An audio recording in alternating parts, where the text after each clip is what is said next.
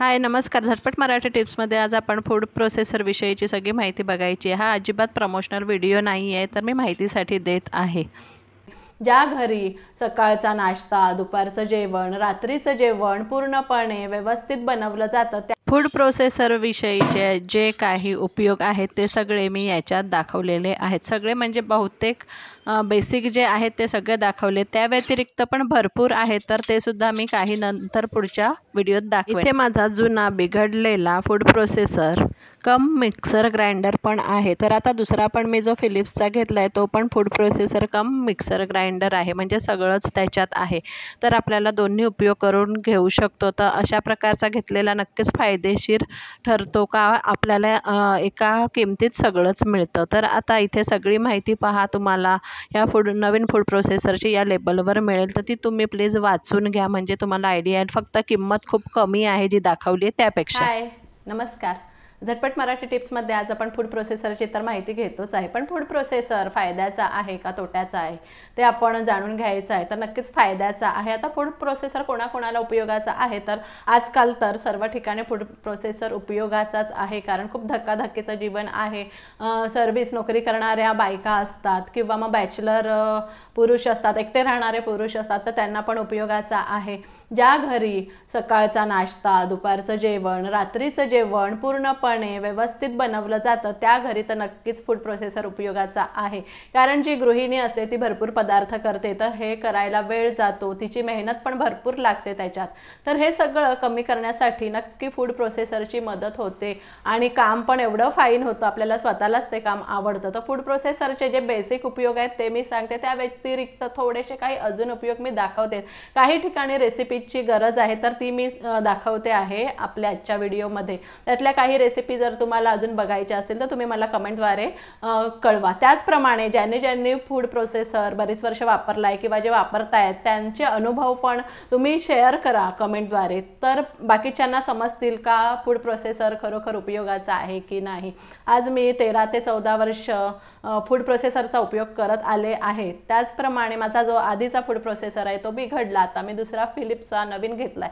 तर माझ्या रिक्वायरमेंट प्रमाणे मी फूड प्रोसेसर घेतलेला आहे. मला 5900चा फिलिप्सचा मी घेतलेला आहे, जे थोडंसं जुनं पण मॉडेल आहे, पण ठीक आहे, माझ्या रिक्वायरमेंट्स कंप्लीट करणारं आहे. कारण माझ्याकडे ज्युसर ऑलरेडी आहे, हँड ब्लेंडर आहे, काही असे 2-3 गॅजेट आहे का ते जे फूड प्रोसेसरमध्ये जास्त फीचरवाले असतील किंवा मग जास्त जे त्याच्यात फंक्शन असतील असे फूड प्रोसेसर साधारण 9-10-12 हजारापर्यंत त्याच्या पण पुढे आहेत. तर तसा मला नको हवा होता, तर मला कमी रिक्वायरमेंट्स, कमी फंक्शनवाला हवा होता. जसं मी सांगितलं अदर गॅजेट्स आहेत माझ्याकडे, तर तुम्ही पण त्याप्रमाणे घेऊ शकतात. आजकाल फूड प्रोसेसर अगदी 3000पासून पुढे क्वालिटी वाईज मिळतो, तर तुम्ही क्वालिटी पण पारखून घ्या जर घ्यायचा असेल तर. तर आता मी जरा व्हिडिओला सुरुवात करून त्याचं महत्त्व तुम्हाला सांगते. तो वापरायचा कसा बऱ्याच जणांना माहिती नाही, त्या लोकांसाठी हा व्हिडिओ आहे.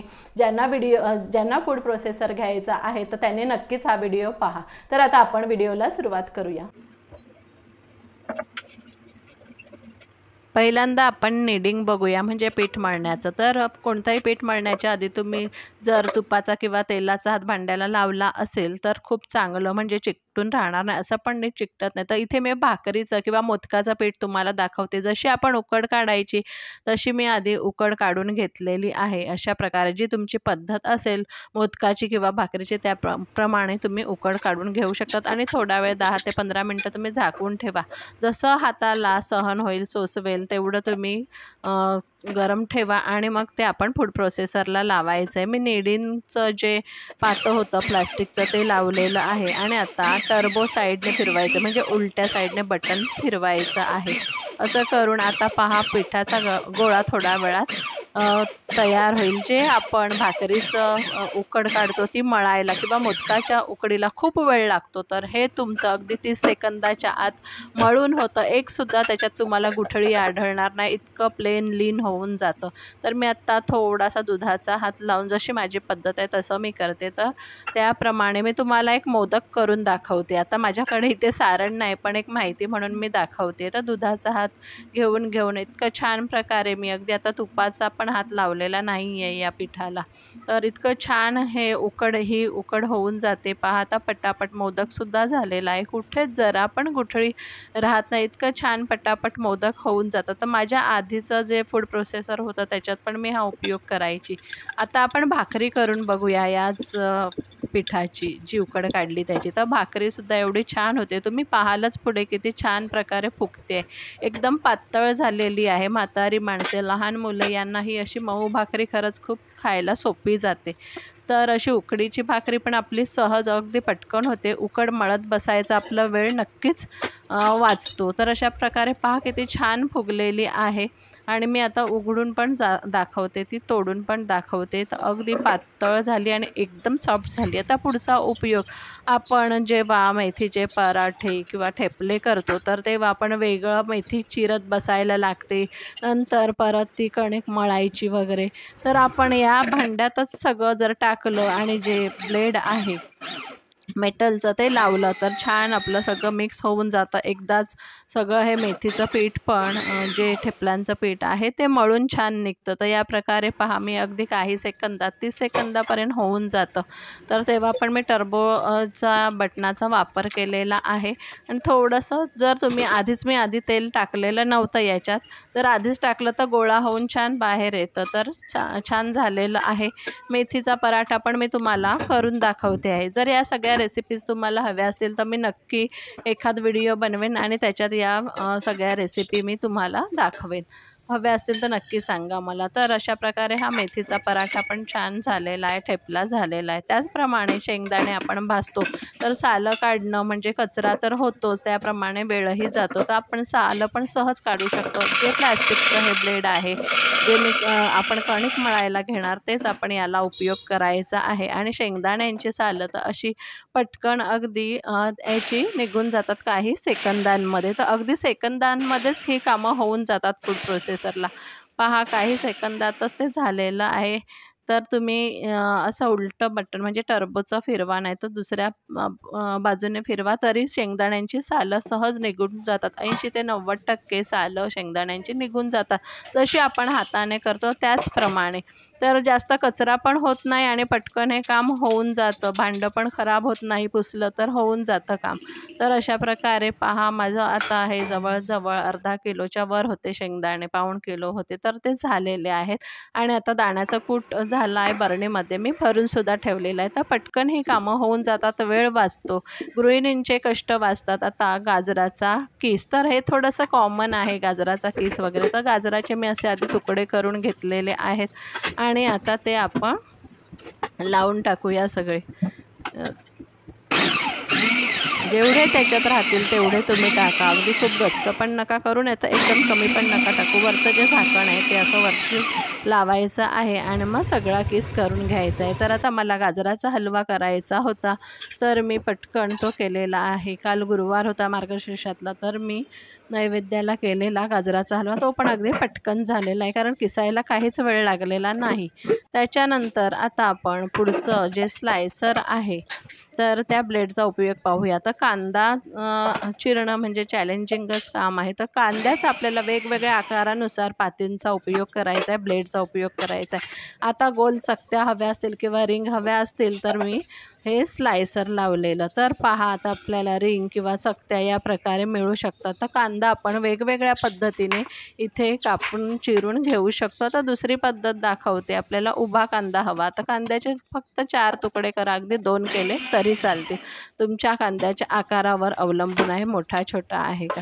तर हा उभा कांदा पहा आपल्याला बिर्याणीला किंवा वाटणाला भाजायला, तळायला, ओनियन फ्राय करावा लागतो. तर त्याच्या वेळी असा कांदा उपयोगी होतो. तर तुम्ही किती पण किलो असा पटकन अगदी 4 ते 5 मिनटात 4-5 किलो पण होऊन जाईल. अगदी 30 सेकंदात, 30 सेकंदापेक्षा पण अगदी 8 ते 10 सेकंदातच माझा कांदा चिरून झालेला आहे. तर आता आपल्याला अगदी बारीक पावभाजीला कांदा जो लागतो बारीक वरून घ्यायला, किंवा मिसळ पाव केल्यावर लागतो वरून घ्यायला बारीक, किंवा भाजीमध्ये कशातही अगदी बारीक कांदा लागतो, तो या प्रकारे चॉपिंग करून घ्यायचा आहे. मी दाखवतेच आहे तुम्हाला आता किती बारीक झालेला आहे। तर अशा प्रकारे कांदा पण अगदी डोळ्यात पाणी न येता आपण किती किलो पण अगदी बारीक चिरू शकतो, वेगवेगळ्या स्लाइस करू शकतो। त्याचप्रमाणे कोबी पण चिरायचा असेल तर श्रेडिंग करून घ्यायचा आपण, म्हणजे आधी त्याचे मोठे मोठे तुकडे करायचे आणि जे श्रेडर आहे स्लायसिंगचं ब्लेड तेच वापरायचं आहे। तर मी कोबीचे आता मोठे मोठे इथे तुकडे करून घेतलेले आहे आणि आता ते फूड प्रोसेसरला लावून तुम्हाला दाखवते आहे।